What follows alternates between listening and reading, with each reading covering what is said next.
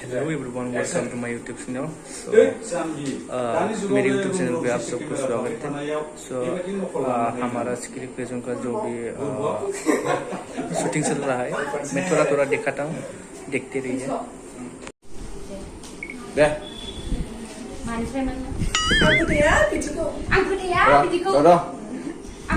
बिदिखौ बिसोर माहाजो न'आव जेबो फरायनायनि सुबिदायानो गैया न'खर लानासो पास जाथार बेखौ बिसोर माथो खिफियाव जानो बिनि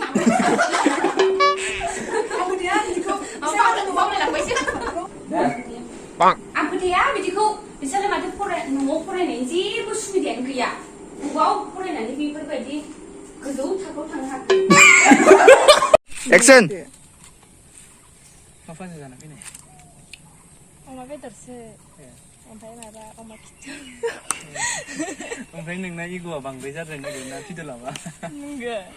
बेयो सिगांनिफ्रायनो थाल लाबाय थादों आङो जावाबो जेबो नङा नङा अबेबा बांद्राय इग' जायो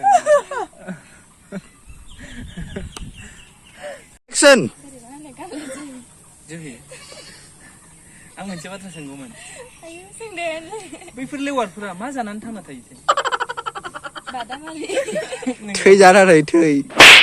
आं मिथियानोमोन थैखौथ' सब समाय मोनजाया बिसोरो नंगौ ए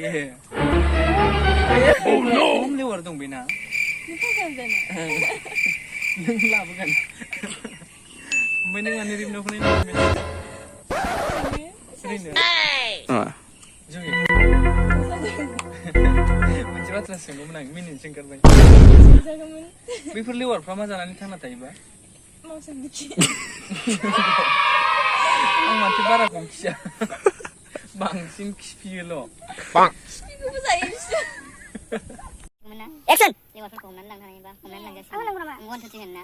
दे जाबाय खान्द' नोंसोर सानैजों बेयाव मा मोनफैदों नों मा मोनफैदों दे एक्शन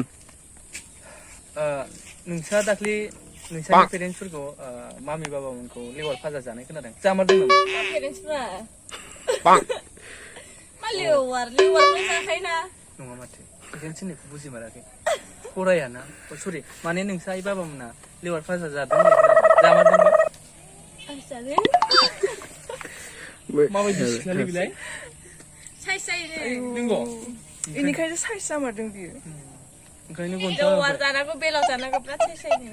आच्छा लावलायदों मालायफोरनि थै मोनलोङो ना नङा माथो थै मोनलोंनानै ओमफ्राय नोंना गन्थ'आ माने एफा गोलाव जागोन एक्शन आरो जोंनि नों सानैजों बेयाव मा मोनफैदों नों मा मोनफैदों बेयाव आंनि गोसोखौ दुखु होनानै आरो दिनै मा मोनफैदों नों